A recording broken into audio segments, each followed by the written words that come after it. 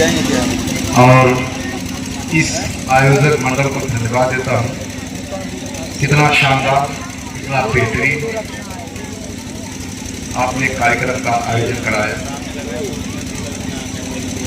मैं भी जब आज सब इंस्पेक्टर्स की परीक्षा चल रही है, मैं ड्यूटी कर रहा था, लेकिन ड्यूटी के बाद जैसे ही मैं निकला, मुझे याद आया 15 तारीख को ग्राम पंचायत गौरिया में इस प्रकार का कार्यक्रम है। और मैं ये जब फंस गया था, लेकिन मैं रोक नहीं पाया।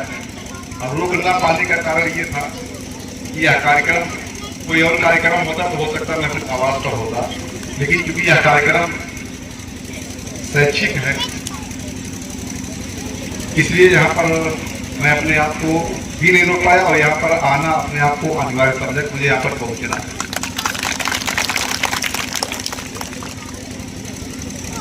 ये इस तरह का जो प्रयास है और इस तरह का जो सराहनीय प्रयास है, इसकी जितनी प्रशंसा किया जाए कम है। और इसका जो उद्देश्य है, इसका उद्देश्य है कि बच्चों को किस तरह प्रेरित किया जाए कि आने वाले दिनों में वह बच्चे न केवल शिक्षित बने, बल्कि साथ साथ देश की सेवा में, हर फील्ड की सेवा में पहुंचे, चाहे डॉक्टर के रूप में, इंजीनियर के रूप में, आईएएस और पीसीएस अधिकारी के रूप में, एडवोकेट के रूप में, पत्रकार के रूप में, इवन राजनीतिक के रूप में, वो हर फील्ड में पहुंचे और पहुंच करके देश की सेवा में अपना अभिन्न रोल अदा करें। मैं आप लोगों को बताना चाहूंगा कि आपके इस तहसील में मैं विगत 16 महीने से मैं अजय एसडीएम के रूप में कार्यरत हूँ। इसके पहले मैं जनपद महाराजगंज में सदर एसडीएम के रूप में कार्यरत था। वहाँ से ट्रांसफर होने के बाद मैं आपके यहाँ आया। जब जनपद महाराजगंज में था तब भी मैंने शिक्षा के क्षेत्र में काफी काम किया,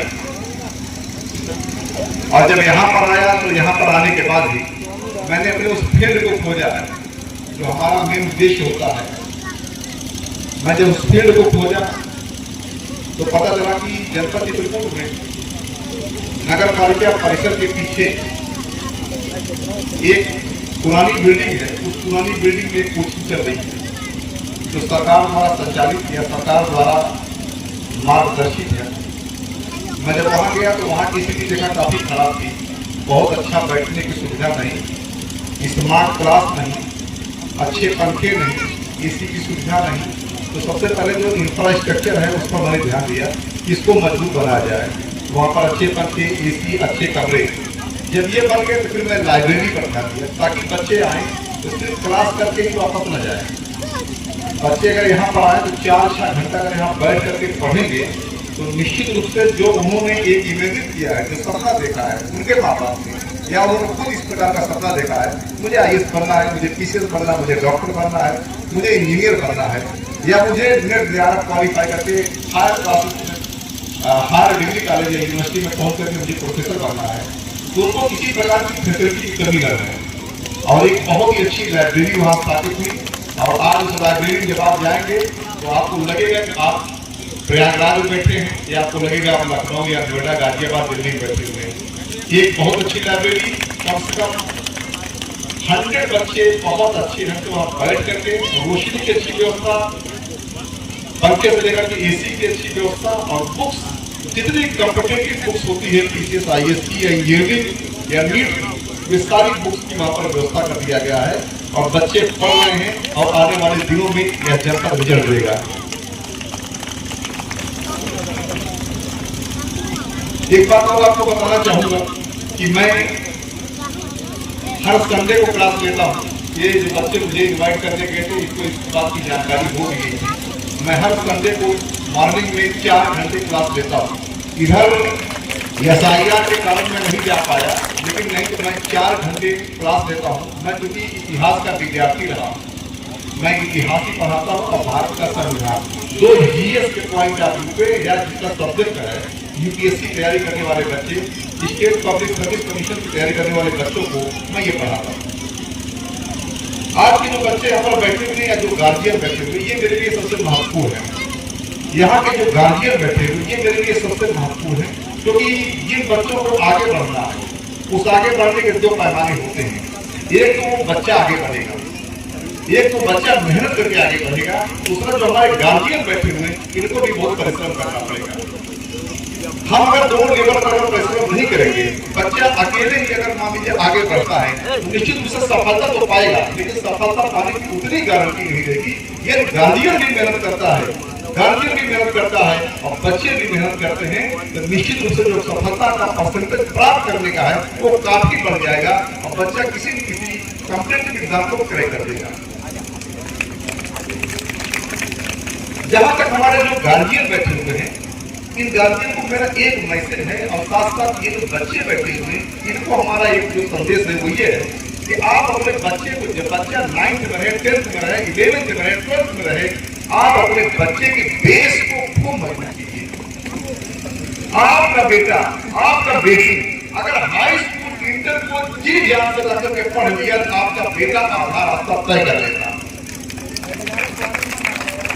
जिस बच्चे में हाई स्कूल इंटर में ब्रिलियंस आ गई, जो बच्चा हाई स्कूल इंटर में टॉपर बन गया, जिस बच्चे ने अपने सुख चैन को त्याग दिया, जिस बच्चे के अंदर इच्छा शक्ति, विल पावर अगर पैदा हो गया, उस बच्चे की सफलता को कोई रोक नहीं सकेगा। जिस बच्चे का बेस मजबूत हो जाएगा, हाई स्कूल इंटर मजबूत हो जाएगा, उसका तो बीएससी, बीए, इंजीनियरिंग, मेडिकल अपने आप अच्छा हो जाता है, तो वही बच्चा जाकर के आईएएस पीसीएस करता है। इसीलिए आपसे मेरा रिक्वेस्ट है, आपसे मेरा अनुरोध है, आपसे मेरी गुजारिश है कि अपने बच्चे के बेस को मजबूत करने के लिए पूरी ताकत लगाएं। दूसरी जो सबसे महत्वपूर्ण चीज है कि आपका बच्चा कैसे आगे से बनेगा, कैसे पीछे बनेगा। मैं तो बहुत सारे क्लास लेता हूँ, मैं प्रयागराज में भी क्लास लेता हूँ, मैं भी जो 27वीं या 23वीं में जो बच्ची पाई वो मेरी स्टूडेंट रही है। मैं आपसे बताऊं कि मैं जो है, मैं जहां जहां क्लास लेने जाता हूँ एक ही चीज कहता हूँ कि पिता माता में त्याग हो और बच्चे में इच्छा शक्ति हो, आईएएस बनना कोई बड़ी चीज नहीं है, आईएएस बन जाएगा। बस आपके बच्चे में विल पावर जबरदस्त आ जाए। विल पावर क्या होता है मैं आपको बताऊं। आप पढ़ रहे हैं, उस दिन ये सोच लेना, अंदर अंदर मुस्कुरा लेना कि आप कामयाबी दिशा में आगे बढ़ रहे हो। और आपको अगर डंडा लेकर बैठना पड़े, आपको रोज हड़काना पड़काना पड़े, तो समझिए कि अभी आपके बच्चे के अंदर की वह इच्छा शक्ति अभी जागृत नहीं हो पाई है। उसके अंदर वह लत पैदा करो, उसके अंदर वह एटीट्यूड पैदा करो, उस बच्चे में किताब के प्रति, बुक्स के प्रति प्रेम पैदा हो जाए। जिस दिन उसके अंदर ये सब चीजें आ जाएगी, मुझे नहीं लगता है उस बच्चे को कोई भी जो उसका ड्रीम होगा, जो उसका सपना होगा, जो उसका लक्ष्य होगा, वो उससे बहुत दूर नहीं रहेगा। इसीलिए पेरेंट्स क्या करें, बच्चे की इच्छा शक्ति को मजबूत बनाने की आप लोग कोशिश करें और आप अपने बच्चे के प्रति और आपका बच्चा पढ़ाई के प्रति एक ऐसा वातावरण क्रिएट करें कि ताकि वो आगे बढ़ सके। एक बात मैं कहना चाहूंगा, आज की इस समय में कोई भी गार्जियन है, आप मैं देखता हूं गार्जियन अपने बच्चे को ये जो मोबाइल वाला सिस्टम है या यूट्यूब जो है, आप अपने बच्चे को कोशिश कीजिए कि बड़ी मोबाइल मत दीजिए, ऐसी मोबाइल उसको मत दीजिए को दिन भर बैठ करके मोबाइल में गेम खेलता रहे या मोबाइल में दिन भर का जो छोटे छोटे वीडियो देखता रहे। अगर आपका बेटा कहता है कि नहीं उसमें अच्छे अच्छे क्लासेस चल रहे हैं, उसमें स्मार्ट क्लासेस चल रहे हैं, हो सकता है कुछ क्लासेस उसके फायदेमंद हो अगर वह कोचिंग कर रहा है, लेकिन उसके अलावा अगर वह दिन भर मोबाइल लेकर बैठा हुआ है, दिन भर इंटरनेट से जूझ रहा है, इसका मतलब है वो पढ़ाई में कमजोर जा रहा है और वह अपने आप को कहीं कहीं उस मोबाइल का गुलाम बनता जा रहा है और अपने लक्ष्य से भटकता जा रहा है। कोशिश कीजिए कि अपने बच्चों को इंटरनेट से दूरी बनाइए, अपने बच्चों को बुक्स के प्रति प्रेम भाव पैदा कीजिए। जिस दिन आपका बच्चा बुक्स पढ़ने लगेगा, उसी बच्चे को उसके लक्ष्य की तरफ बढ़ा देगा। यूपीएससी का जो रिजल्ट है, यूपीएससी का रिजल्ट इस बात को बताया कि कामयाबी के लिए प्रयागराज रहना, कामयाबी के लिए दिल्ली रहना, कामयाबी के लिए लखनऊ रहना, कामयाब होने के लिए, सक्सेस होने के लिए पटना रहना, सफल होने के लिए साउथ के बेंगलोर में रहना, ये बड़ी मायने नहीं रह गया है। अगर बच्चे में पढ़ाई के प्रति उत्कट अभिलाषा है, वो अपने घर में बैठ करके या छोटे मोटे कस्बे में रह करके भी वो बच्चा किसी भी एग्जाम को क्रैक कर सकता है। इतनी बातें मुझे बतानी है। बाकी अगर किसी भी बच्चे को कभी किसी गाइडेंस, किसी मार्गदर्शन की आवश्यकता हो तो तहसील मालिकपुर में जहाँ मैं बैठता हूँ, बहुत सारे बच्चे कभी कभी आ जाते हैं, बहुत सारे बच्चे। बाकी जहाँ क्लास लेने जाता हूँ वहाँ तो मैं लगातार 3-4 घंटे पढ़ाता हूँ। बस एक दिन संडे के दिन ही पढ़ा पाता हूँ, क्योंकि एसडीएम का काम इतना ज़्यादा होता है, उसके पास इतना ओवरलोड होता है जो वह पर डे का क्लास नहीं ले सकता है। अगर पर डे क्लास लूँगा तो लोग ये कहेंगे कि तो एसडीएम से छोड़ करके मास्टर से करने लगे हैं। तो इसीलिए संडे होता है, हमारा होता है, संडे हमारा स्वैच्छिक होता है। मैं सोचता हूँ कि इस चीज़ को मैं बच्चों के लिए दूँ, जो बच्चे किसी क्षेत्र विशेष या किसी पिछड़े क्षेत्र में रहते हो और गाइडेंस के अभाव में आगे नहीं बढ़ पा रहे हो। मैंने कोशिश किया है जनपद चित्रकूट में मैं कम से कम 150 बच्चे ऐसे तैयार कर दिया हूँ। आने वाले दिनों में बहुत ही दूर नहीं है जब आज से 2-3-4 सालों बाद यहाँ बच्चे रिजल्ट देने लगेंगे। मैं ऐसे बच्चों को मैंने नियम लिखने का तरीका सिखाया है। उन्होंने संविधान के क्वेश्चन को, उन्होंने भारतीय इतिहास के क्वेश्चन को, साइंस एंड टेक के क्वेश्चन को, ज्योग्राफी के क्वेश्चन को, इथिक्स के क्वेश्चन को उन्होंने बड़े बहुत अच्छे ढंग से 200 वर्ड में, 100 वर्ड में, 300 वर्ड में उन्होंने लिखने का तरीका सीख लिया है। और आने वाले दिनों में कहीं कहीं वो बच्चे जिस दिन आगे बढ़ेंगे, जिस दिन किसी कॉम्पिटिटिव एग्जाम में वही चीज लिख देंगे, वही बच्चे फिर एग्जाम को करेक्ट कर देंगे।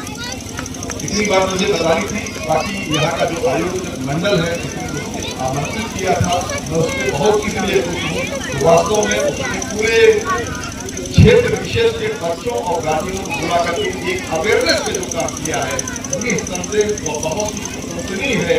और जितनी प्रशंसा किया जाए उतना कम है। और उससे ज़्यादा प्रशंसा गार्जियनों की है, माताओं और पिता जो आए हुए हैं उनको, और जो बच्चे आए हुए हैं, जो अतिथि आए हैं वे भी, कि वो यहाँ पर आकर के इस कार्यक्रम को न केवल सफल बना रहे हैं बल्कि यहाँ सफल लोगों के बारे में या सफल लोगों से सीख रहे हैं कि कैसे आगे बढ़ा जाता है। और एक चीज और बताऊँ, जितने भी हमारे गार्जियन बैठे हों, अगर ग्रामीण क्षेत्र के हों, उनको अगर लगता हो कि अरे नहीं पढ़ने के लिए बहुत बड़े घर के बच्चा होना जरूरी है, अमीर होना बहुत जरूरी है, पैसा बहुत होना जरूरी है, तो आपको बता दूं ऐसा कुछ नहीं है। आज का जो कॉम्पिटिटिव एग्जाम है, मैं आपको स्पष्ट बता दे रहा हूँ, जितने बड़े घर के लड़के हैं वो सफलता का परसेंटेज 10% है। लेकिन जो कमजोर बच्चे हैं, लोअर मिडिल क्लास के जो बच्चे हैं, जो गरीब बच्चे हैं, उनका सफल होने का परसेंटेज 90% है। एकदम मैं स्पष्ट बता रहा हूँ, खोज कर चुका हूँ बारे में। और आज बता रहा हूँ, भविष्य उनका है जो आज गरीब है, जो कमजोर है, भविष्य उनका है, भविष्य उनका नहीं जो अमीर है। ऐसे 10% बच्चे निकल जाते हैं, लेकिन बच्चे वही निकल रहे हैं जिनको लग जा रहा है यार अब हमें सफल होने के लिए अगर मैं बैक होता हूँ तो मुझे कोई बात नहीं, मेरे पास 10 बीघा जमीन है, मैं आराम से खेती करके अपना जीवन यापन कर दूंगा। लेकिन अगर मैं इसी मेहनत कमर तोड़ मेहनत से मैं अगर आगे बढ़ गया और कहीं मैं IAS बन गया, कहीं मैं PCS बन गया, तो मैं पूरा का पूरा क्षेत्र विशेष को पूरा बदल दूंगा जो है, ये उसके अंदर आ जाएगा। और इसी वजह से आज जो गरीब कमजोर बच्चे हैं वो सब के सब अवसर बन रहे हैं। और निश्चित रूप से मुझे पूरी उम्मीद है कि इस क्षेत्र के जितने लोग आए हैं, इस बात को कभी मत सोचिएगा गौरिया गाँव के हैं या बगल के गाँव है, ये तो बड़ा कमजोर है, दूर दराज है, IAS PCS बहुत बड़ा काम, ऐसा कुछ नहीं है। हम भी उस गाँव के रहने वाले हैं जहाँ बचपन में जब हम सब्जी लेने जाते थे तो 3 किलोमीटर जाने के बाद आलू और सब्जी मिल पाती थी। वहाँ रह करके भी हम लोगों ने 7 किलोमीटर दूर हाई स्कूल का जो कॉलेज था, इंटर का जो कॉलेज था, वहाँ पढ़ाई की है। लेकिन अंदर क्या था, अंदर का फिर और बड़ा मजबूत था और पेरेंट्स का सहयोग था और सफलता मिली है। आप लोग अपने बच्चों को जरूर पढ़ाइए, कम खाइए, बिल्कुल मत बचाइए, तो बचाइए अपने बच्चों के लिए बचाइए। जिस दिन आप ये सोच लेंगे कि मुझे अपने बच्चों को पढ़ाना है और आपके बच्चों को ये भावना जाके, तो निश्चित रूप से आपका बेटा सिलेक्ट हो जाएगा। मुझे बस इतना ही कहना है। बहुत बहुत धन्यवाद।